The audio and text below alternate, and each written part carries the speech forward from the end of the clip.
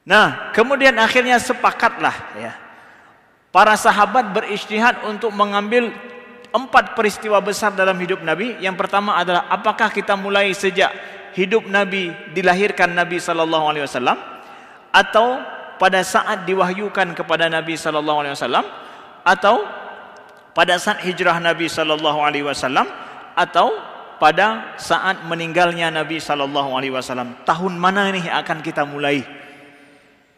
Musyawarahlah para sahabat ya.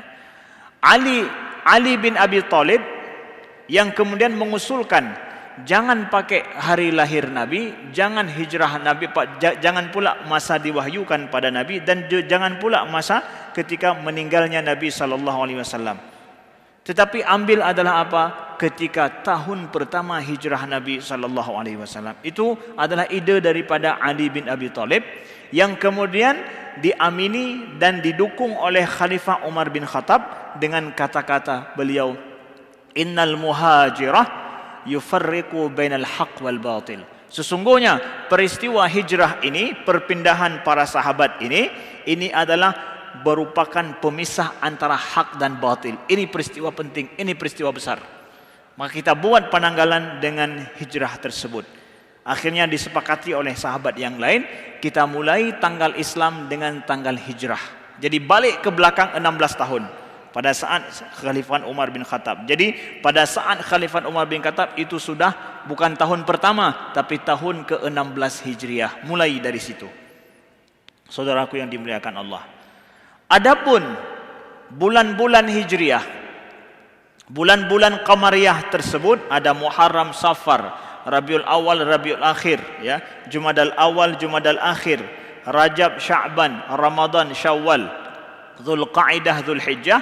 Ini sudah ada nama-nama bulan ini sebelum Islam. Itu adalah bulannya orang Arab.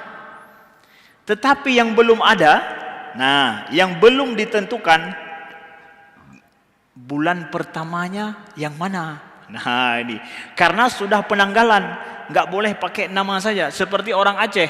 Orang Aceh ada bulan Bohkaye, Khauribu, Maulud ya, kemudian Berapit, Tan Husin ya. Kalau kita tanya sama orang Aceh ya, Bohkaye dengan Khauribu teh limboi, yang mana lebih duluan?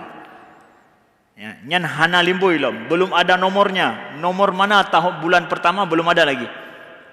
Hanya mengikut kepada bulan Qamariyah. Pada saat itu belum ada juga. Pada saat dibuat tanggal oleh Umar bin Khattab bersama dengan para sahabat, itu belum ada lagi bulan pertama yang mana. Sehingga para sahabat ada yang mengusulkan bulan Safar itu adalah kita anggap sebagai bulan pertama. Urutannya sudah ada, tapi dimulai yang pertamanya mana? Nah, karena kalau membuat tanggal, buat ini khusus harus jelas tahun berapa, tanggal berapa, bulan keberapa. Itu harus jelas. Nah, ini kemudian usulan daripada Utsman bin Affan radhiyallahu anhu. Beliau mengusulkan bahwa bulan Muharramlah yang kita jadikan sebagai bulan pertama dalam perhitungan tahun Islam. Alasan beliau apa? Nah, ini alasan beliau ini. Makanya sebenarnya pembuat tanggal ini adalah ijtihad para sahabat yang sangat luar biasa.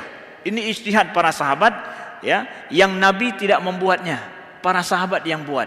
Jadi kalau dibilang bid'ah, bid'ah para sahabat ini. Yang enggak ada pada masa Nabi, Nabi enggak suruh pun, tapi sahabat buat sendiri. Bid'ah para sahabat. Bid'ah apaan? Bid'ah hasanah insyaallah taala. Bid'ah hasanah. Jadi karena enggak semua bid'ah kita katakan dolalah. Ini bid'ah para sahabat buat, tapi bid'ah hasanah. Nah, kata Utsman bin Affan, kata beliau, kita mulai dengan Muharram. Kenapa?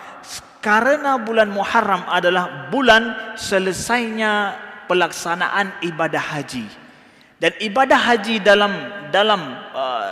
dalam rukun Islam itu adalah merupakan rukun yang terakhir. Kita ada zakat, ya, ada zakat fitrah, ada puasa, zakat fitrah, kemudian haji. Ya, haji itu yang terakhir. Kita jadikan bulan haji itu bulan terakhir. Ya, maka ketika sudah selesai pelaksanaan ibadah haji, bulan yang selanjutnya kita mulai bulan pertama. Ya, ibaratkan bulan haji itu bulan terakhir, sebagaimana rukun Islam yang terakhir.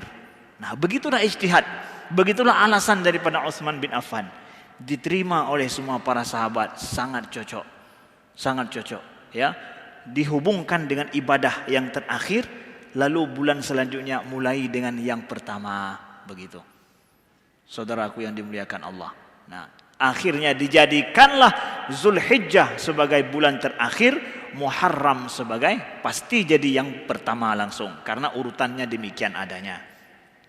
Ini semua ijtihad daripada para sahabat. Maka kembali kepada bagaimana ijtihad para sahabat menjadikan peristiwa hijrah sebagai tonggak sejarah dalam penanggalan Islam.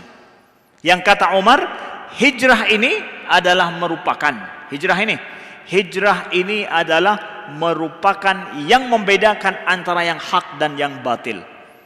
Ketika dimasukkan ke dalam sejarah, ke dalam penanggalan, itu maknanya juga bahwa peristiwa hijrah ini harus menjadi peristiwa yang wajib dikenang oleh generasi ke generasi setiap tahunnya.